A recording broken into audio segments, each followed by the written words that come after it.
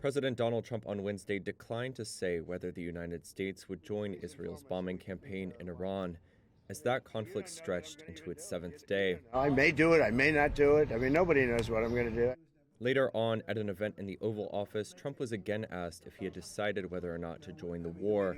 I have ideas as to what to do, but I haven't made a final. I like to make the final decision 1 second before it's due, because things change. I mean, especially with war. Things change with war. It can go from one extreme to the other. But with that being said, I would say right now, Israel, from the standpoint of winning a war, is doing pretty well. Trump added that Iranian officials wanted to come to Washington for talks, but that he wasn't sure whether the meeting would happen. They want to see me in the White House. That's a big statement, but it's very late.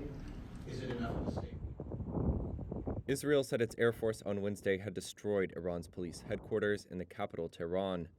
Israel's military also said waves of strikes in and around Tehran and in western Iran in the past 24 hours have hit sites producing raw materials, components, and manufacturing systems for missiles. In its last update days ago, Iran reported that Israeli strikes had killed 224 people, mostly civilians. Meanwhile, Israeli authorities say Iran has fired around 400 missiles at Israel since Friday. They say 40 of them have pierced air defenses, killing 24 civilians. Sirens sounded early Thursday morning in Tel Aviv once again, as missiles cut across the skies over Israel and Jerusalem.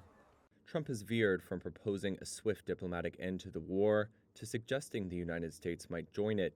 In social media posts on Tuesday, he mused about killing Iranian Supreme Leader Ayatollah Ali Khamenei and demanded Iran's unconditional surrender. A source familiar with internal discussions said Trump and his team were considering options that included joining Israel in strikes against Iranian nuclear installations. The Wall Street Journal said Trump had told senior aides he approved attack plans on Iran, but was holding off on giving the final order to see if Tehran would abandon its nuclear program.